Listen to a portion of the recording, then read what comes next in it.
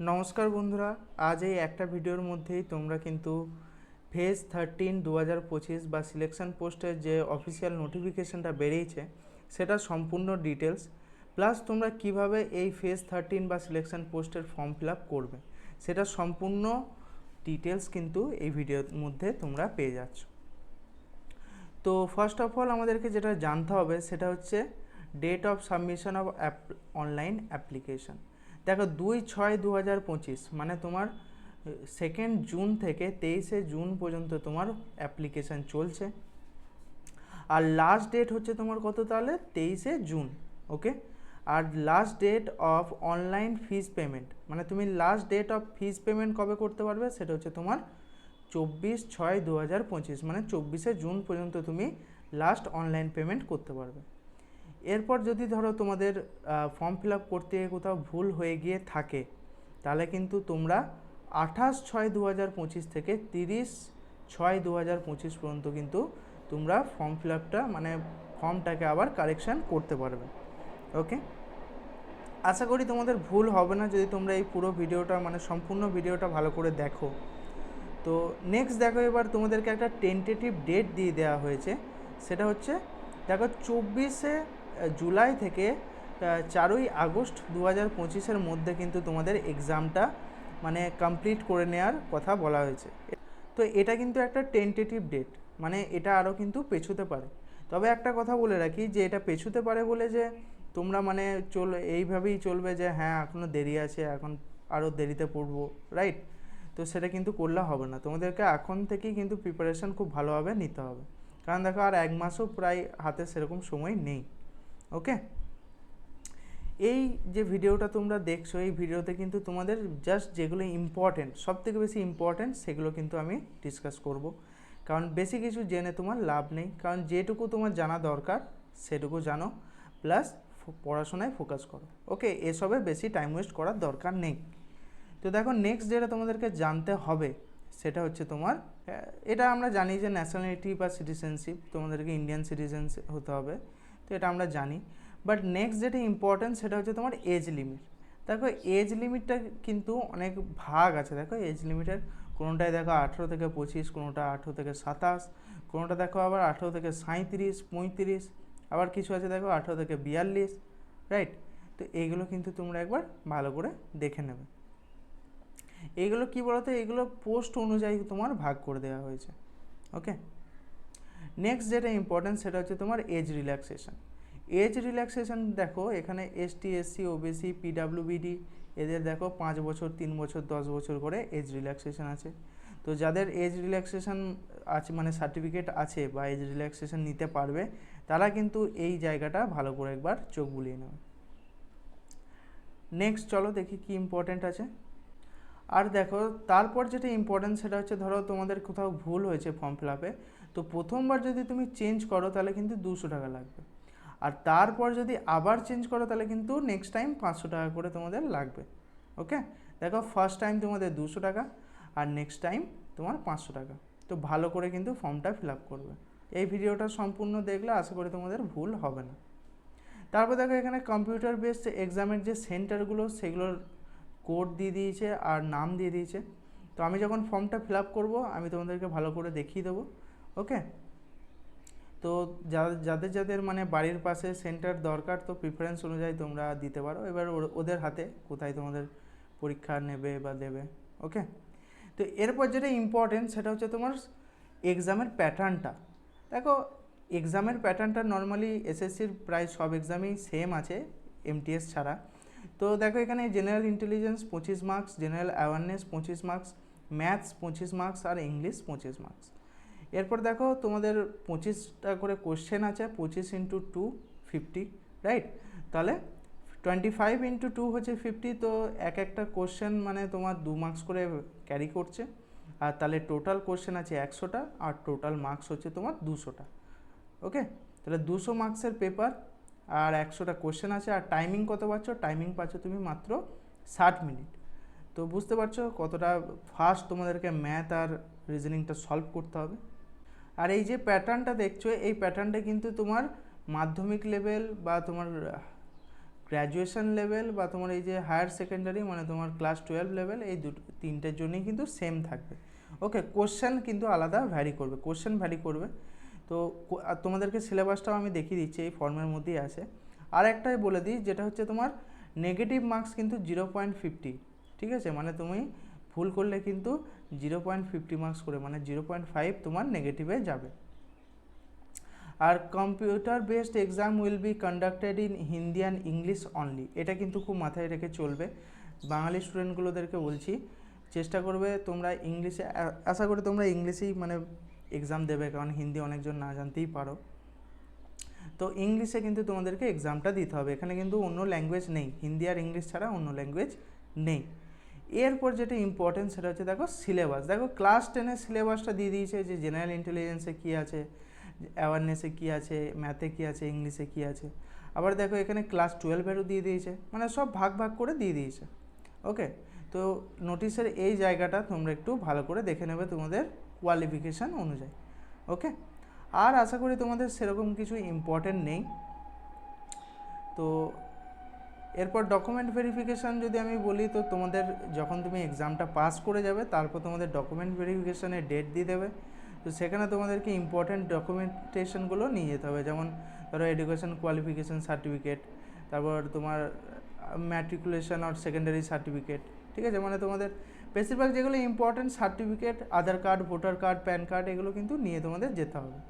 ওকে, আর সেরকম কিন্তু তোমাদের কোনো রকম কোনো মানে ইম্পর্টেন্ট যে এর মধ্যে আছে সেরকম কিছু নেই যেটা তোমাদের জানার দরকার। হ্যাঁ, আর একটা জিনিস যেটা জানা দরকার হচ্ছে, দেখো ডিটেলস অফ ম্যাল প্র্যাকটিস। ওকে, তো এটা একবার চোখ বুলিয়ে নেবে। তো দ্যাটস অল, এখানে আর কিছু তোমাদের জানার মতো কিন্তু নেই।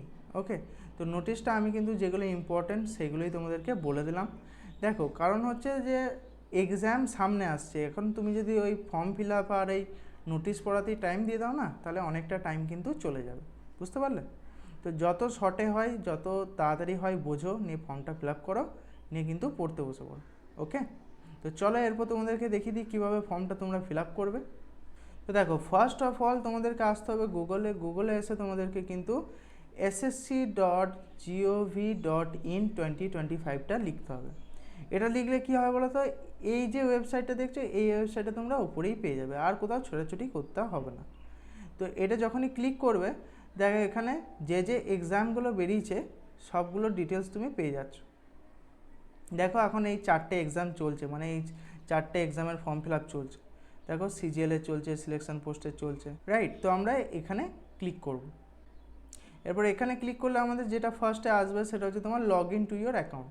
তো যাদের এখন লগ ইন করা হয়নি, একবারে নতুন যারা, তারা কিন্তু এখানে আগে রেজিস্টার করবে।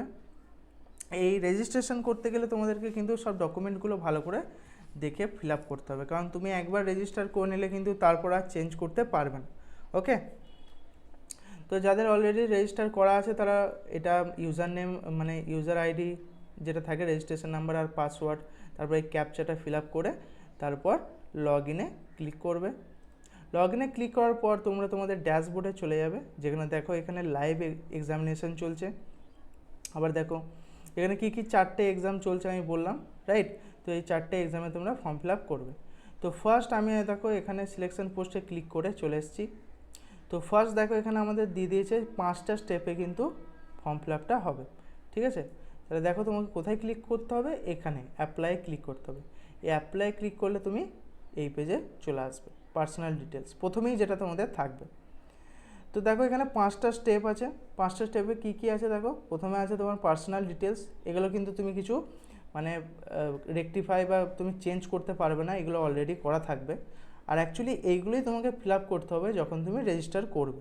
ওকে, নেক্সট যেটা আসবে সেটা হচ্ছে তোমার এগুলো সব একবার চেক করে নেবে, তারপর তুমি নেক্সটে ক্লিক করবে। ওকে, এরপর যেটা নেক্সটে আমরা চলে আসবো সেটা দেখো এখানে বলে দিয়েছে অ্যাডিশনাল ইনফরমেশান 1। এবার অ্যাডিশনাল ইনফরমেশানে তোমাদের দেখো এক্স সার্ভিসম্যান তুমি বটো কি নয়, তো আমি তো নয়, তো নো করেছি। গভর্নমেন্ট এমপ্লয়ি নো করেছি। নেক্সট সেভ নেক্সটে ক্লিক করব।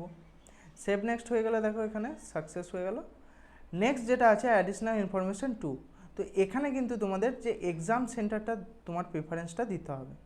এখানে দেখো আমি প্রথমে প্রিফারেন্স 1-এ দুর্গাপুর দিয়েছি, প্রিফারেন্স 2-এ বার্ডওয়ান দিয়েছি। তোমরা নিজেদের মতো কিন্তু সিলেক্ট করতে পারো। ওকে, নেক্সট দেখো এখানে এগুলো তোমাদের দেখো এখানে কিছু ক্লিক নিচ্ছে না, তো এগুলো কিছু টেপার দরকার হবে না। যেটা ইম্পর্টেন্ট সেটা হচ্ছে দেখো এখানে ফিজিক্যাল লিমিটেশন, তো এটা নই হবে। এইটা অ্যাকচুয়ালি মিনিং কী বলো তো, যে তোমার physical limitation right two right, ঠিক আছে, মানে তোমার লিখতে কোনো অসুবিধা আছে নাকি। ওকে, তো ওইটা তোমাদের এখানে দিয়েছে, তো দরকার নেই যখন নো করবে। আর যদি দরকার থাকে, মানে কোনো হেল্প দরকার থাকে এক্সাম পেপারটা দেওয়ার জন্য, মানে ধরো তোমার হাত ভেঙে গেছে, তো তোমার অন্যজন একজনকে দরকার, যে ধরো তোমার হয়ে এক্সামটা মানে ক্লিক করে দেবে, ওখানে তো আর লেখার নেই, ওখানে তোমার ক্লিক করতে হবে কোন অপশানটা, তো ওখানে ইয়েস করবে। আর যদি না দরকার পড়ে তাহলে নো করবে। ওকে, তারপর আমরা সেভ নেক্সটে ক্লিক করব। তারপর দেখো যেখানে আমরা চলে আসবো সেটা হচ্ছে তোমার পোস্ট রিলেটেড ডিটেলস। তো পোস্ট রিলেটেড ডিটেলস আমাদেরকে দিতে হবে। যেমন আমাদের হচ্ছে ইস্টার্ন রিজন, তাহলে আমি ইস্টার্ন রিজন করব। যাদের অন্য অন্য রিজন আছে তারা এখানে তাদের রিজনগুলো সিলেক্ট করে নেবে। ওকে, তারপর দেখো পোস্ট কোড, এখানে পোস্ট কোডে তুমি যে কোনো একটা পোস্ট সিলেক্ট করবে যেটা তোমাদের ইম্পর্টেন্ট লাগছে। ওকে, তো সিলেক্ট করার পর যেটা তোমাদের দেখো এখানে কিন্তু অলরেডি দিয়ে দিয়েছে যে এই পোস্টটা কোন লেভেলের মধ্যে আসছে, যেমন এখানে গ্র্যাজুয়েশন লেভেল দেখাচ্ছে। তো তোমার হায়েস্ট কোয়ালিফিকেশান কিন্তু তোমাকে গ্র্যাজুয়েশন লেভেল দিতে হবে। ওকে, বা পোস্ট গ্র্যাজুয়েশন দিতে হবে, থাকতে হবে। কিন্তু যদি তোমাদের গ্র্যাজুয়েশন না থাকে তুমি কিন্তু এই পোস্টে অ্যাপ্লাই করতে পারবে না, তাহলে তোমাকে আবার অন্য পোস্টে মানে সিলেক্ট করতে হবে। বোঝা গেছে? তো চলো নেক্সট দেখি কি আছে।